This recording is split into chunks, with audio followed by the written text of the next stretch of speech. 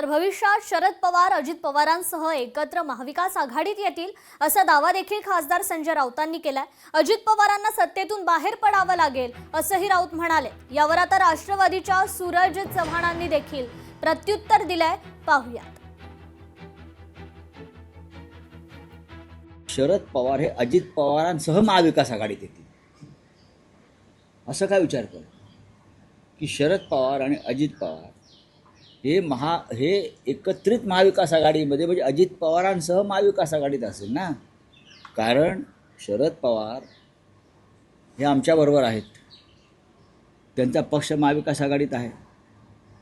अजित पवार हे महायुतीमध्ये आहेत, तरीही त्यांनी महाविकास आघाडीबरोबर पाठ लावलेला आहे। अशा वेळेला त्यांच्यावर तिथे कारवाई होईल आणि आमच्या माहितीनुसार आणि खात्री मला अशी आहे की भविष्यामध्ये शरद पवार अजित पवार एकत्रित महाविकास आघाडीत त्यांना पडावं लागेल। दोन दगडावरती पाय कसे ठेवणार? त्यांना काहीतरी एक सोडावं लागेल ना, किंवा काहीतरी एक स्वीकारावं लागेल। संजय राऊत स्वतः 4 दगडावर पाय ठेवतात। म्हणजे सुरुवातीला काँग्रेसच्या दगडावर पाय ठेवला, नंतर राज ठाकरेंच्या पक्षावर पाय ठेवला, नंतर आता वंचित बरोबर मध्यंतरी युती केली होती। आता काही दिवसानंतर MIM सोबत देखील युती करायला ते मागे पुढे बघणार नाहीत। असं 4 दगडावर पाय ठेवणारे कोण आहेत? तर उभाटा गट आणि संजय राऊत आहेत। त्यामुळे त्यांनी 2 दगडाच्या भाषाच करू नये। राहिला प्रश्न अजितदादांचा, तर अजितदादा पवार हे महायुतीचे घटक पक्ष आहेत। अजितदादांबद्दलची कितीही स्वप्न तुम्ही बघितले की ते महाविकास आघाडीमध्ये येतील, तर ते अजिबात होणार नाही। अफवांची फॅक्टरी पसरवणं एवढंच संजय राऊत यांचं सकाळी काम असतं। या अफवांच्या फॅक्टरीला अजितदादा कधीही बळी पडणार नाहीत। सर्व पक्षांनी राजकीय अनुकूल वातावरण पाहून त्या ठिकाणी आघाडी युती केलेली आहे। राष्ट्रवादी काँग्रेस पक्ष अनेक ठिकाणी भारतीय जनता पार्टी सोबत, शिवसेनेसोबत महायुती म्हणून लढतोय।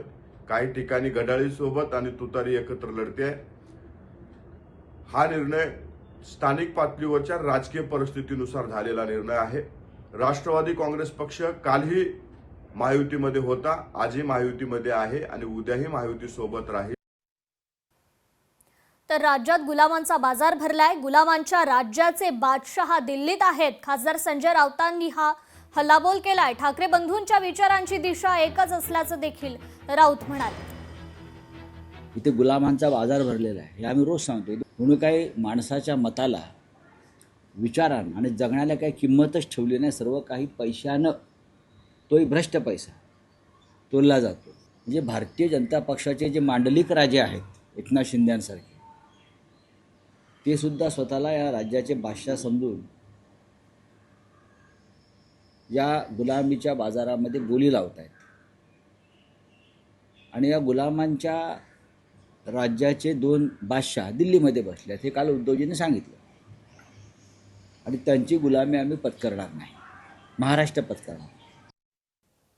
तर राज ठाकरे उद्धव ठाकरेंना सोडून जातील त्याची काल सुरुवात झाली। भाजप प्रवक्ते नवनाथ बन यांनी हा दावा केलाय। राज ठाकरे उद्धव ठाकरेंचं भाषण ऐकायलाही थांबले नाहीत। राज ठाकरे भाषण ऐकण्याऐवजी वाढदिवसाला निघून गेले, तर उद्धव ठाकरेंचं भाषण म्हणजे कॉमेडी सर्कस असते असाही हल्लाबोल नवनाथ बन यांनी केलाय। पुढची लवचिक भूमिका हीच असेल की राज ठाकरे उभाटा गटापासून दूर गेलेले आपल्याला बघायला मिळतील। कालचा मेळावा झाला। राज ठाकरे मेळाव्यामध्ये आपलं भाषण संपल्याबरोबर निघून गेले। त्यांनी कारण सांगितलं का वाढदिवसाचं। हरकत नाही, ती राज ठाकरे यांचं वैयक्तिक कारण असेल, परंतु राज ठाकरे यांनी मनसैनिकाला देखील संदेश दिलाय की उद्धव ठाकरेंसोबत मी नाही, मी उद्धव ठाकरेंसोबत राहणार नाही। हा संदेश काल देखील राज ठाकरे यांनी एका संदेशातून आणि एका संकेतातून दिलेला आहे। ज्यांच्या सर्कसीमध्ये सगळे जोकर भरलेले आहेत, विदूषक भरलेले आहेत, त्यांनी इतरांना गुलाम म्हणणं म्हणजे सगळ्यात मोठा विनोद आहे। तुम्ही रोज सकाळी उठून विदूषकाचं काम करता आणि महाराष्ट्राला एंटरटेनमेंट करण्याचं काम करतात। तुम्ही सुद्धा देखील सर्व जोकरांचे एक जोकर आहात। त्यामुळे खऱ्या अर्थानं महाराष्ट्राचे जोकर कोण असतील तर जोकर नंबर 1 उभाटा गट आहे आणि जोकर नंबर 2 हे संजय राऊत आहेत। तर किशोरी पेडणेकरांच्या गटनेते पदावरून ठाकरेंच्या शिवसेनेत मात्र नाराजी पसरली आहे। दोनदा महापौरपद भूषवलेल्या पेडणेकरांना पुन्हा संधी दिल्यानं ही नाराजी व्यक्त करण्यात येते। अनेक ज्येष्ठ नगरसेवक असताना पेडणेकर यांना संधी दिल्यानं ही नाराजी आहे। हे अगोदरच महापौर म्हणून त्यांचा निर्णय झाला होता, बेस्ट चेअरमॅन म्हणून पण त्यांचा निर्णय झाला होता।